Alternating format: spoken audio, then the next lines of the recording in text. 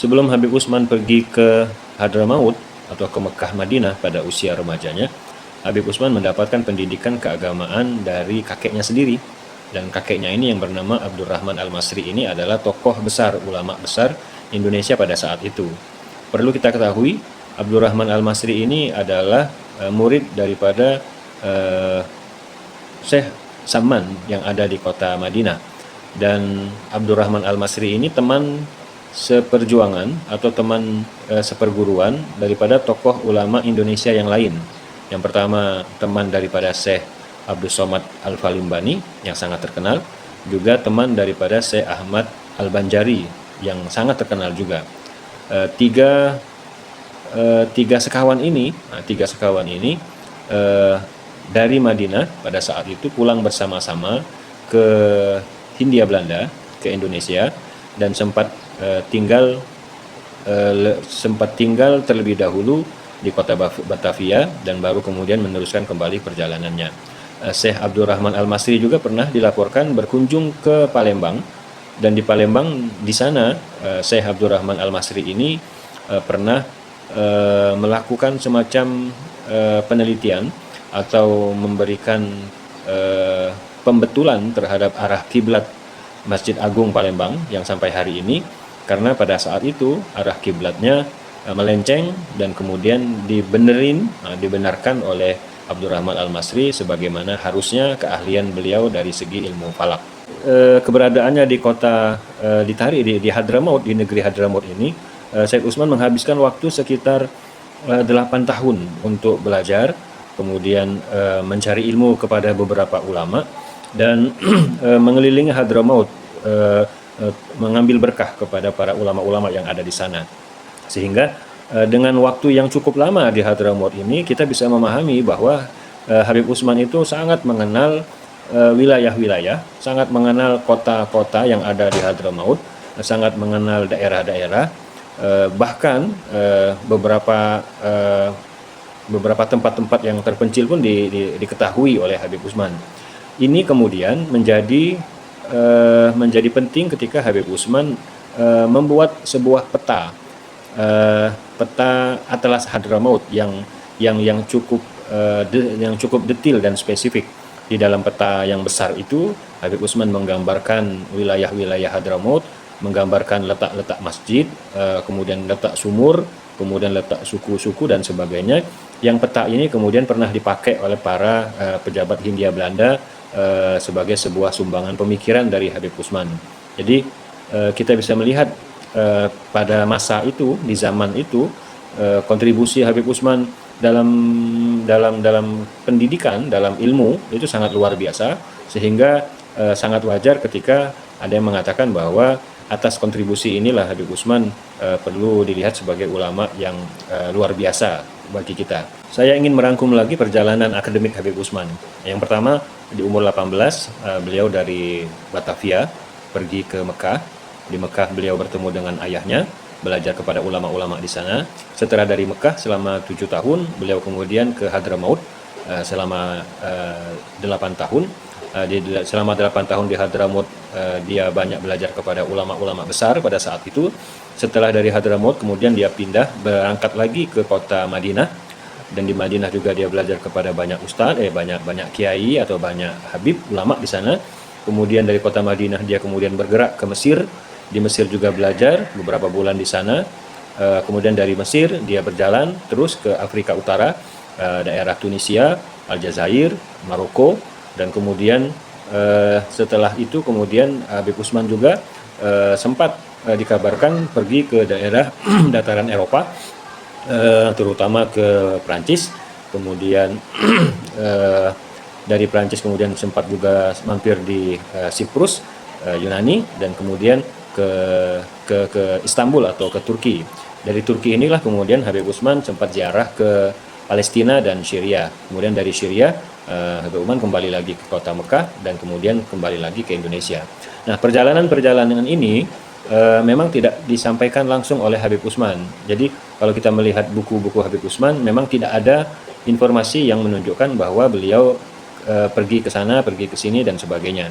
Tetapi perjalanan ini dikisahkan oleh anaknya atau cucunya dalam dua sumber yang kita baca sebelumnya, yaitu Suluh Zaman dan Qamaruz Zaman. Jadi istilahnya informasi bahwa Habib Utsman itu mengelilingi wilayah Timur Tengah untuk belajar, sumbernya berasal dari anaknya sendiri atau dari cucunya. Dan kalau kita melihat dari bukunya, memang kita belum mendapatkan apakah betul Habib Utsman mengelilingi daerah Timur Tengah untuk belajar.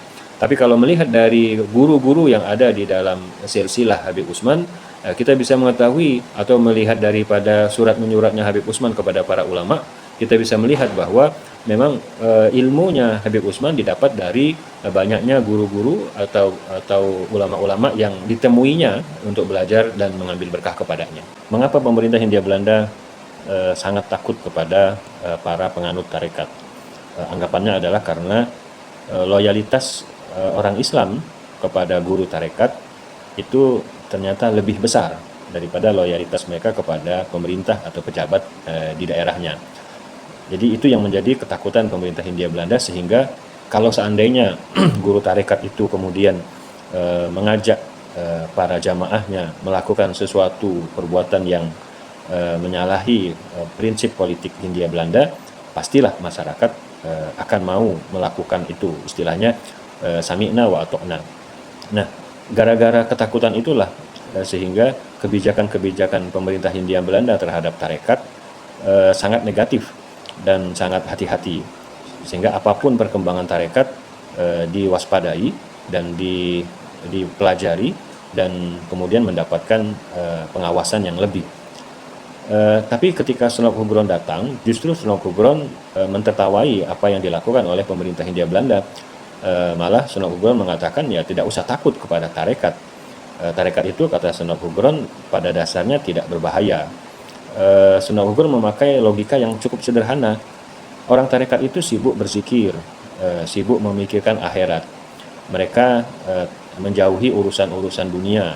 Bahkan selama gurunya tidak berpolitik, maka rakyat anggota tarekat itu justru tidak akan melakukan suatu tindakan apapun. Bahkan Sunop pernah membela 3 guru tarekat yang ada di Yogyakarta sekitar tahun 1904 yang hendak diasingkan oleh residen Belanda pada saat itu. Sunop mengatakan ini secara politik tidak berbahaya sama sekali. Ada pertanyaan, mengapa pemerintah Hindia Belanda sangat takut kepada orang-orang yang pergi haji? Jawabannya adalah karena satu konsep, ya. Istilahnya ada namanya pan-islamisme. Pan-islamisme ini digaungkan oleh Jamaluddin Al-Afghani yang menentang penjajahan penjajahan Prancis di negara Mesir. Dan pan-islamisme ini ingin mengajak semua umat Islam bersatu dalam sebuah ideologi yang sama atau ideologi yang satu. Nah, Mekah sebagai tempat pelaksanaan ibadah haji tentu saja di dalamnya ada banyak orang, ada banyak orang dari berbagai negara, sehingga cerita-cerita yang dilakukan oleh para penjajah di negara-negara mereka itu di sana didengar oleh para jamaah haji. Dengan kata lain, ketika mereka melakukan perjuangan menghadapi penjajah, baik penjajah Prancis, penjajah Belanda, Inggris, informasi itu biasa dan sudah didengar setiap hari oleh para haji-haji yang ada di kota Mekah. Sehingga pulangnya cerita-cerita itu membuat semacam pemikiran bahwa Indonesia harus bisa berjuang juga untuk melawan pemerintah Hindia Belanda sebagaimana yang dilakukan oleh orang-orang Islam di tempat-tempat lain. Nah, menariknya pada masa itu ada semacam kasus, yaitu munculnya surat wasiat yang menceritakan bahwa ada seorang penjaga kuburan Nabi yang bermimpi bertemu dengan Nabi dan mengatakan bahwa umat Islam dan mengatakan bahwa kiamat akan segera datang, sehingga umat Islam harus bisa bertaubat dan bisa memberikan perhatian kepada umat Islam lain. Yang ditakutkan oleh Belanda bukan ceritanya, tetapi adalah cerita ini menggerakkan banyak orang untuk melakukan hal yang sama, di mana di dalam surat wasiat itu disebutkan bahwa cerita ini harus disampaikan kepada orang lain. Kalau cerita itu bentuknya surat, karena ini disebut surat wasiat, dan surat wasiat itu harus disalin dan digandakan untuk kemudian disebar ke daerah-daerah lain. Ini yang mengkhawatirkan Belanda adalah adanya semacam komando yang sama, mengikuti perintah yang sama, yang menurut Belanda ini cukup mengkhawatirkan secara politik.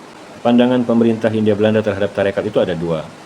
Kalau tarekat itu hanya sebatas zikir, ibadah, nggak apa-apa, ya nggak usah dikhawatirkan. Tapi kalau tarekat itu sudah mengarah kepada pengumpulan massa, pengumpulan masyarakat, bahkan sudah bicara tentang gerakan anti kafir, maka apapun itu harus disikat atau harus dihentikan. Nah, dengan kata lain, posisi Habib Utsman pada saat itu justru melihat para pengamal tarekat itu selain ibadahnya, selain kepatuhannya kepada mursyid, pandangan Habib Utsman juga melihat orientasi syariah yang tidak sesuai. Adanya guru-guru tarekat pada saat itu tidak mencerminkan sikap perilaku guru tarekat yang asli atau guru tarekat yang benar. Syed Utsman mengatakan pada saat itu banyak sekali guru-guru tarekat palsu yang orientasinya bukan pada ibadah, tapi justru pada materi. Karena ketika mereka menjadi guru tarekat, kepatuhan murid kepada guru tarekat itu menjadi mutlak, dan salah satu bentuk kepatuhan itu adalah dengan memberikan semacam sedekah atau infak yang secara materi itu memberikan penghasilan yang cukup banyak bagi para guru tarekat saat itu. Ada dua kelompok orang Indonesia yang pergi ke Tanah Suci untuk melakukan haji. Yang pertama adalah kelompok orang-orang tua.